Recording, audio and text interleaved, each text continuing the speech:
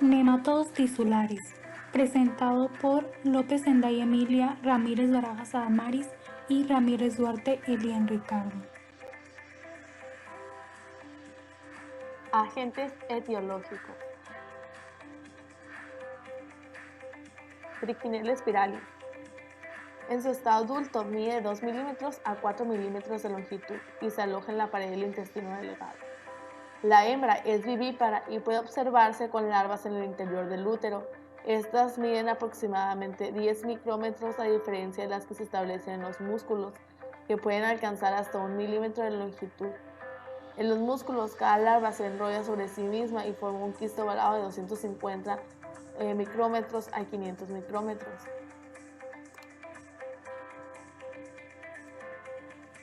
Su principal reservorio son los cerdos y los roedores. Las hembras penetran en la mucosa del intestino delgado, donde producen larvas que alcanzan los capilares y el torrente sanguíneo.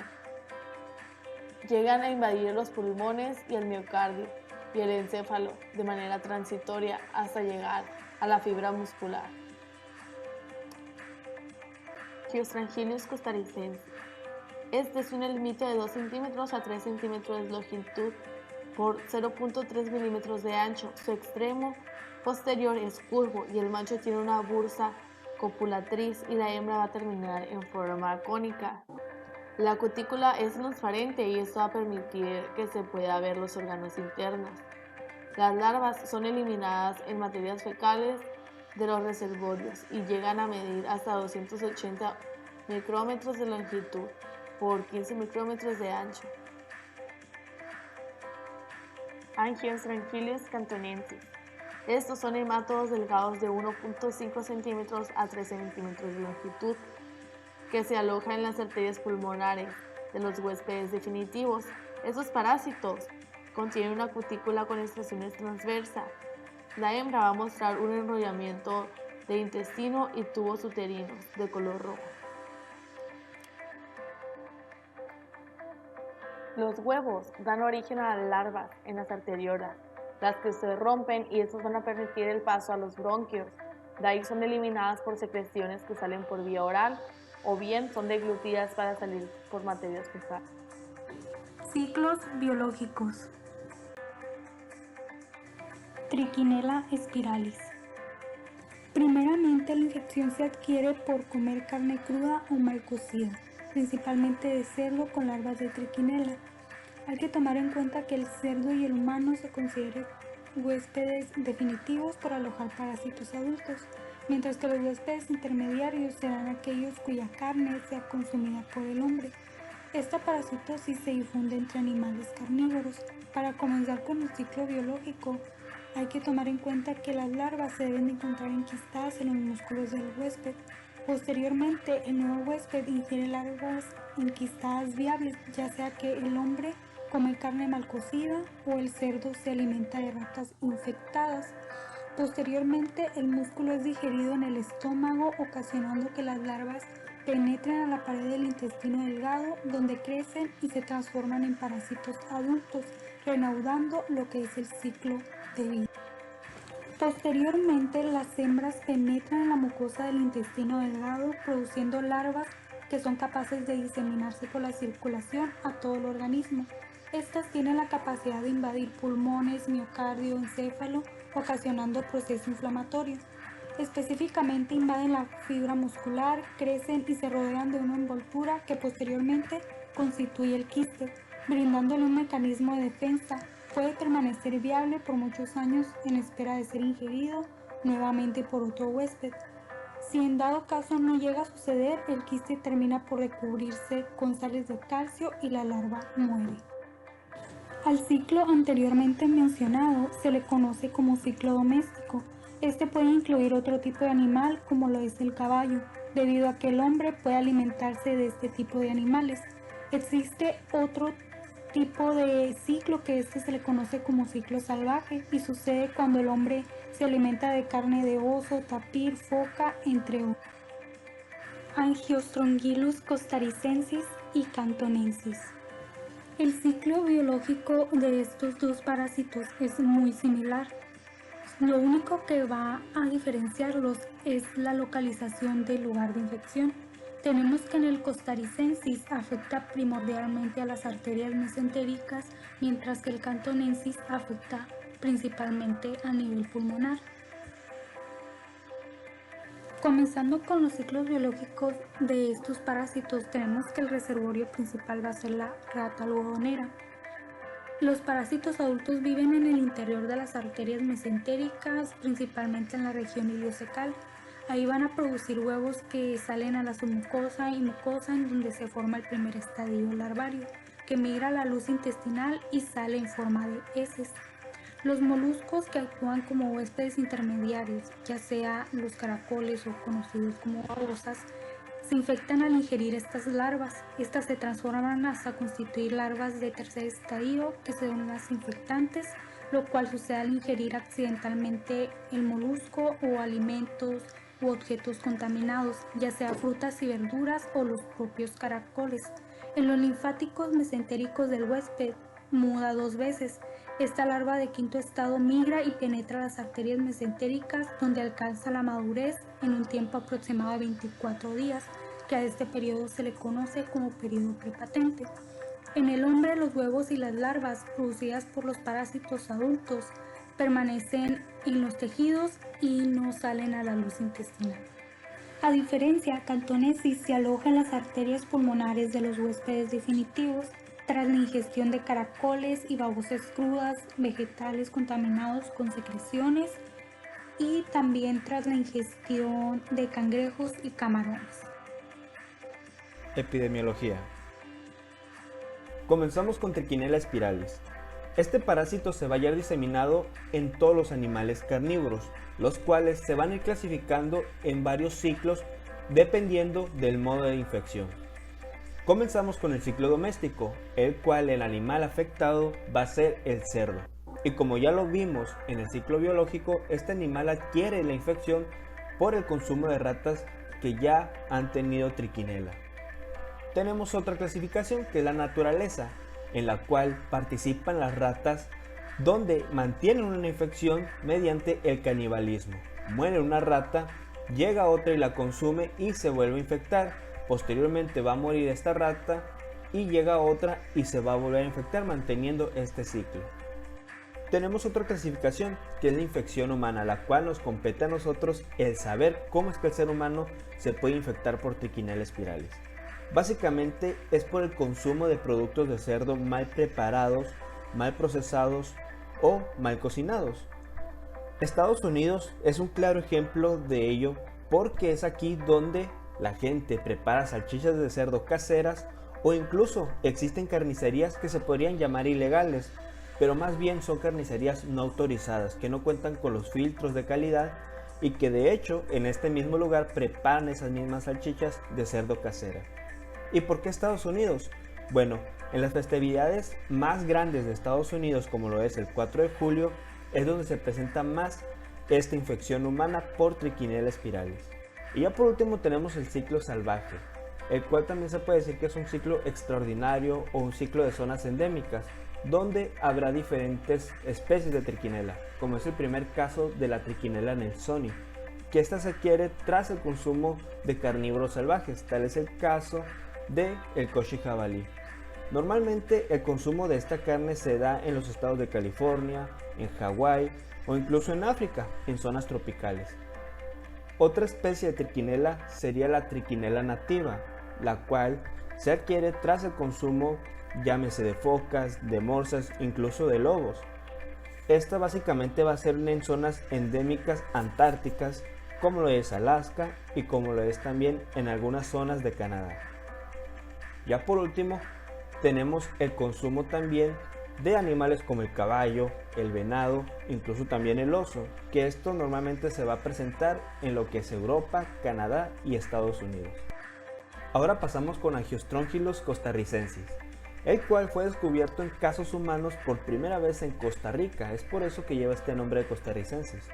Es en este país entonces donde va a haber una mayor frecuencia de infección por este parásito y especialmente va a ser en niños. También se ha diagnosticado en países americanos como lo es Ecuador, y también el sur de Brasil, que a diferencia de Costa Rica se va a presentar mayormente en adultos. También se tiene registro en otros países de América con infecciones humanas o en roedores, como es el caso de Estados Unidos, México, nuestro propio país, en El Salvador, en Panamá y Venezuela. También se conocen 11 especies de animales que son reservorios, en este caso serían las ratas, inclusive también algunos perros. Y bueno, la pregunta aquí es, ¿cómo es que el ser humano se puede infectar de este parásito? Bueno, principalmente es mediante un molusco que se conoce como babosas, las cuales puede ser que en nuestros alimentos crudos hayan soltado secreciones, o incluso también el más conocido, que es la manipulación, en la cual la gente acostumbra a usarlos de modo de carnada para la pesca. Y ya por último vamos a hablar de Angiostrongylus cantonensis, el cual va a ser más frecuente en el continente asiático, donde va a haber lugares endémicos, tal es el caso de Tailandia, el caso de Filipinas y también de Indonesia. En el continente americano también se registró por primera vez en lo que es Cuba y que hasta la fecha continúan las investigaciones. En Jamaica se registraron enfermedades tanto en ratas, babosas y algunos brotes en humanos, que así podemos hablar también de algunos países latinoamericanos, los cuales tuvieron sus primeros casos. Tales son los casos de Puerto Rico en 1986, también el caso de República Dominicana en 1992, el caso de Jamaica en el 2002, el caso de Haití en 2003, en Brasil en 2007 y por último en Ecuador en 2008. También en Estados Unidos se ha descrito infecciones específicamente en ratas en lo que es Nueva Orleans. Y ahora, ¿cómo el ser humano se puede infectar o cómo puede adquirir la infección por este parásito? Bueno, lo vamos a ver presente en comunidades que tienen la costumbre de comer huéspedes intermediarios crudos, los cuales van a ser los caracoles.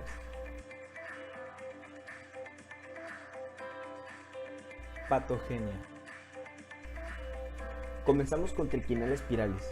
En este punto de la patogenia vamos a retomar algunos aspectos que ya conocimos en lo que fue el ciclo biológico, pero que no está de más volverlos a repasar, e incluso conoceremos algunos nuevos que nos ayudarán a entender mejor cómo es que actúa este parásito dentro de nuestro organismo. Como primer punto tenemos lo que es la invasión, la cual se va a llevar a cabo tanto en el duodeno como en el yeyuno. Es aquí donde el parásito ya adopta una madurez plena, una forma adulta, que en el caso de la hembra va a invadir toda la pared intestinal de estos órganos, provocando así una inflamación transitoria. Como fase 2 o punto 2 tenemos lo que es la diseminación.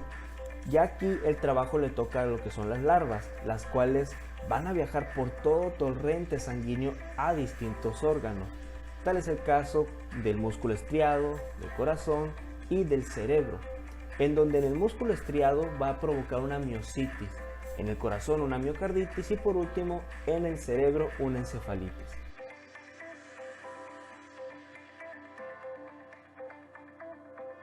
Supongamos que la larva decidió irse directamente a músculo estriado. Ok, pasamos ahora a lo que es la fase número 3, que es la de enquistamiento. Es en este lugar del músculo estriado donde la larva va a separar las fibras musculares como si se estuviese desmenuzando una carne. ¿Para qué lo hace? Bueno, como su nombre lo indica de esta fase, es para enquistarse. Seguimos con la fase número 3, ya que la larva separó las fibras musculares, ahora tiene un lugar para alojarse y para enquistarse. Con el sarcolema de las fibras va a construir una membrana quística, la cual a su alrededor se van a encontrar numerosos leucocitos, pero en especial los eosinófilos. Ahora pasamos a lo que es la etapa número 4, que es la respuesta inmunitaria. Estos leucocitos, en especial los eosinófilos, llevan a cabo una fibrosis del quiste y posteriormente la llevarán a una calcificación al cabo de un año. Para la etapa número 5 tenemos ya lo que es el quiste formado, el cual contiene generalmente una sola larva. Tocando un poco de la inmunidad, vamos a ver que los eosinófilos son los encargados de esta, al igual que la inmunoglobulina G y la inmunoglobulina M específicos, los cuales van a llevar a cabo una eliminación de las larvas que se encuentran todavía en torrente sanguíneo o que todavía no se enquistan. Entonces va a haber una disminución de nuevas larvas.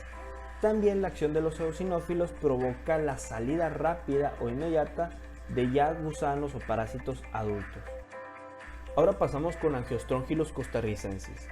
Vamos a conocer que los sitios afectados del intestino serán tanto el ilion terminal, el apéndice, el ciego, como el colon ascendente, los cuales van a sufrir tanto una inflamación, una hipertrofia, una necrosis e incluso una tumoración, la cual nos va a provocar una oclusión intestinal. Dentro de esta patogénesis encontraremos distintas presentaciones. Las primeras son presentaciones macroscópicas, como lo es una pseudoneoplásica, que básicamente es el engrosamiento de la pared intestinal, y la otra es una isquémico-congestiva, que son lesiones necróticas congestivas. Otras presentaciones son las presentaciones microscópicas, que de estas vamos a encontrar tres. La primera es una infiltración masiva de eosinófilos, que como lo vemos en la micrografía, son dos huevos en la cual solamente uno de ellos se encuentra una larva, que están rodeados de una inflamación crónica por numerosos eosinófilos. Otra es una reacción granulomatosa y por último es la vasculitis eosinofílica, en la cual vamos a encontrar parásitos adultos localizados en las venas mesentéricas. Ya por último tenemos lo que son las localizaciones ectópicas. Una de ellas se va a llevar a cabo en el hígado, la cual va a tener un cuadro similar a Toxocoria canis, y el último será en el cordón espermático. Ya por último vamos a hablar de la patogenia de Angiostrongylus cantonensis, la cual nos dice que las lesiones van a ser proporcional al número de larvas en el sistema nervioso central. Hablando del cerebro, vamos a ver que aquí se forman granulomas con células gigantes y también va a haber presencia de abundantes eosinófilos, tales como lo vemos en la micrografía. Estos eosinófilos pueden pasar a lo que es el líquido cefalorraquídeo. Lo que van a provocar aquí va a ser un signo muy característico que más adelante también lo vamos a ver en las manifestaciones, pero se los adelanto, que es la meningoencefalitis eosinofílica. Ahora enfocándonos en los ojos, vamos a ver que los parásitos también se pueden alojar en ellos. Esto es debido prácticamente a que migran a ellos. Dentro de los mecanismos vamos a tener un daño mecánico, como lo es la formación de los granulomas en el cerebro, pero también una inflamación, que es debido a la muerte del parásito por los abundantes eosinófilos. Manifestaciones. Trichinella spiralis. Las manifestaciones clínicas de este parásito se dividen en etapas, ya sea una etapa intestinal, muscular o que estas pueden llegar a complicaciones. Existen casos con sintomatología leves o asintomáticos. Cuando hay la sospecha clínica, se debe averiguar los antecedentes de ingestión de carne de cerdo mal cocida, lo cual es muy importante en aquellas zonas endémicas. Entre el momento de la ingestión de carne infectada ante la aparición de síntomas, transcurre de 1 a 4 semanas, que este es el periodo de incubación.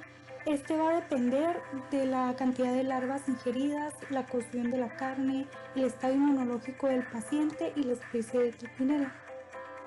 Comenzando con la etapa intestinal, esta aparece entre el segundo y séptimo día después de la ingestión de carne infectada, cuando las larvas maduran y los parásitos adultos penetran la mucosa intestinal. Esta puede ser asintomática o presentar síntomas digestivos como diarrea, náuseas, vómito y dolor abdominal. Mientras que en la etapa muscular, esta se desarrolla después de una semana y sucede cuando las larvas procedentes de los parásitos adultos en el intestino entran en la circulación y se diseminan. Esta se puede acompañar de fiebre, debilidad, cefalea y en algunos casos edema de la cara o palpebral bilateral. Puede haber conjuntivitis, dolor en los músculos oculares, eosinofilia elevada, hemorragias conjuntivales, alteración de la visión, mientras que en los síntomas musculares se presentan dolor, inflamación y debilidad muscular. Las complicaciones son poco frecuentes, sin embargo se pueden presentar a nivel cardíaco, neurológico o pulmonar. Las complicaciones cardíacas son las principales causas de la muerte en la triquinosis severa. Aunque las larvas no se enquistan en el miocardio, pueden producir miocarditis con inflamación eosinófila y posteriormente producir arritmias. En las neurológicas se presentan de 10 al 24% de los casos. Esta puede ser difusa o local, con hemorragias, émbolos, infartos e infiltrados perivasculares. Y finalmente, a nivel pulmonar, se presentan el 6.5% de los casos y es directamente relacionado con la invasión del tejido pulmonar, produciendo miositis de los músculos respiratorios. Angiostrongylus costaricensis es el parásito principal que causa la patología de angiostrongiliasis abdominal. Esta va acompañada de un cuadro similar a apendicitis que puede ir acompañada de masa abdominal en fosa ilíaca derecha. El síntoma más frecuente es dolor abdominal, más común en la fosa ilíaca derecha. Puede ir acompañada de fiebre, anorexia y malestar general. También pueden presentarse náuseas, vómito, constipación o diarrea. En los 8% de los casos es posible palpar una masa con características tumorales. El síndrome abdominal agudo que requiere de cirugía se presenta en 45% al 75% de los casos. Angiostrongylus cantonensis es el parásito responsable de producir la patología de meningoencefalitis eosinofílica. Esta se puede dividir en 3: meningitis eosinofílica, encefalitis eosinofílica y la forma ocular.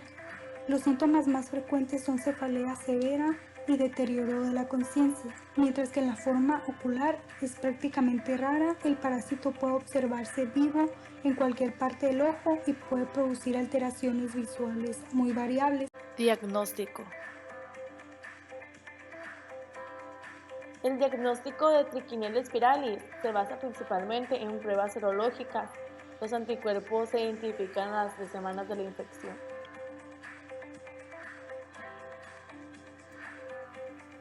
Angiostrongylus costaricensis principalmente requiere un tratamiento quirúrgico, por lo cual se pueden observar los parásitos adultos.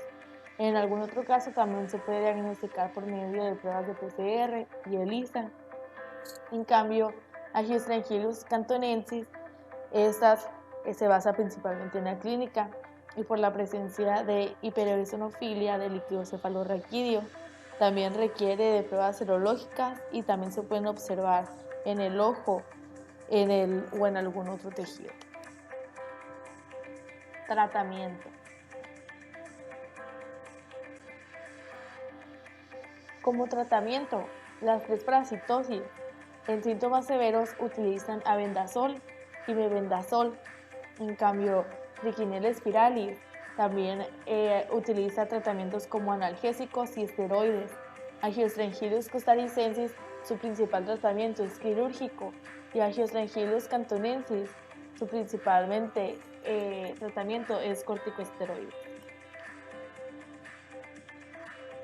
La infección por estas parasitosis se adquieren por la ingestión de huéspedes intermediarios crudos y la prevención se efectúa principalmente en la cocción o congelación de estos alimentos.